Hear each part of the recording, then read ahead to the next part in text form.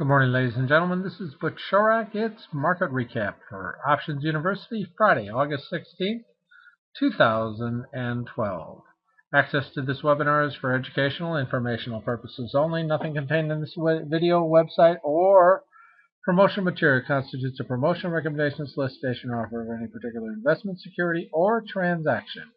Options University provides educational services that are meant to teach you the risks and rewards of trading stocks and options, and we are not a service that tells you what to trade. We're not implying or guaranteeing any profit, and as always, do not trade with money that you cannot afford to lose. And with that, let's take a look at the SPX as we can say only one word, and that is a breakout. The uptrend continues. As we see, we're getting higher highs, higher lows, breaking above that 6-day rubber dam that was sitting there at 1416, 1406. All right. You see that we popped right up to that next level of resistance at 1417. And we see that at 1417, our next stop is up there at 1431. Will we end up there or not, or is this going to be far enough as the air is certainly getting a little bit thin up there?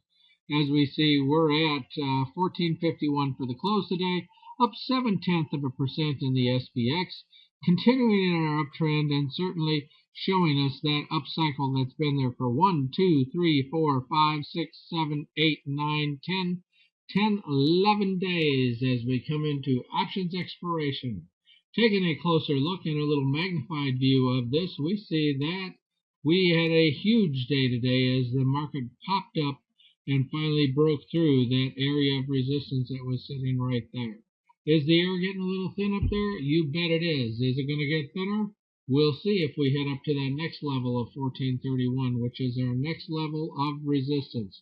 We also have somewhat of a diagonal resistance up there at the midpoint of around 1425. Time to roll over? One would think so, as we've seen that we are a bit overbought in the market, but it may not be tomorrow as we go into options expiration. SPX options close as of Thursday night, and they will settle as of Friday morning on this week of monthly expirations. As we look at the Dow, we see that the Dow, with certainly larger volume than we've been getting, burst up and went through that bit of resistance there, headed for that level above, which is at 13,300. Another 50 points on the Dow certainly is capable of producing that as we move forward on this Friday of expiration week. Looking at the NASDAQ, up 1% for the day, and a healthy breakout from that area of resistance that we had sitting there slightly above 3,000 as we went to 3,062 heading into that Friday.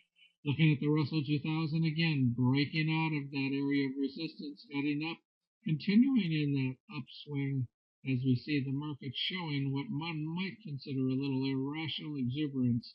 As the air gets thinner and thinner on low volume, we move forward as the bulls seem to be in control of the market without much fear in the market, as we see that the VIX closed at 1429, which is that area below 15. Are we overbought in the market? You bet we are. Is there much fear in the market? Not at this point. We'll see if we move on to that level of fear if the market will pull back. What does the bonds market do as the stock market goes up? It pulls back, pulling back to that 200-day moving average. We're sitting there right around 119. So a couple more points that in this downtrend the bonds can show us as we're having this big pullback in bonds as the market shows much strength. Looking at the financials, we would expect that they would follow the overall market. And we say, oh yes, another breakout above that high. Hit that resistance area, which is sitting right above us with the financials, the XLF, which is the ETF that talks to us about what the overall financial market is doing. Next, let's take a look at oil. As we look at oil, what did oil do on this day as the market goes up? Yes, it too broke out of resistance. Can we see breakout with what kind of volume? Kind of a normal volume after 4 days of extremely low volume. So we see that we're kind of at normal volume volume on that breakout. Certainly no big volume surge as we broke out. What does gold do during this kind of a breakout? Well, we see that gold will follow the overall market. Again, trading within its trading range with certainly a good deal of resistance up there at about 158. We'll see what gold does looking at GLD, which is again another ETF telling us about the overall sector. What kind of volume did we have at this breakout today? Well, let's take a look at the spider to give us an indication of that. And we see rather pathetic volume on the breakout, rather pathetic volume in the overall market. The high frequency trading seems to be pulling us up. We'll see how far they go. Looking at the SPX, we know that the next level is up there right around 1431, 1437, which is previous highs for the last few years, and we'll see if we head up to that as we are having that summer rally in August, which is indicative and can happen during election years because usually August is a pathetic month for the bulls in the market, and we're seeing very much the exception of that this year in an election year, which certainly can happen during these election years as we talked about at the beginning of the month. Expecting rather pathetic move in the market, we got a nice strong upward trend in the market going on in an upward cycle with a bit of a low volume in the last basically about 12 days. So with that, this is Butch Sharp with Options University, where for those of you that are gold members, stick around, we'll take and see how our stocks did during this August rally. As we see today, we got a breakout. Which of our stocks is breaking out, which is not?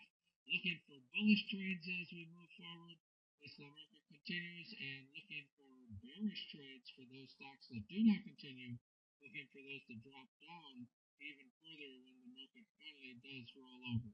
So with that thought, this is Butch Sharp. Thanks for being here.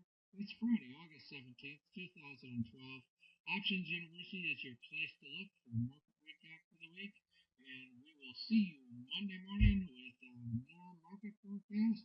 In the meantime, if you're interested in more free videos from Options University, you can watch the little video that takes place at the end, giving you a website where you can contact and look for more free videos from Options University. Ladies and gentlemen, thanks for being here. This is Butch Sharp, and we will see you Monday morning.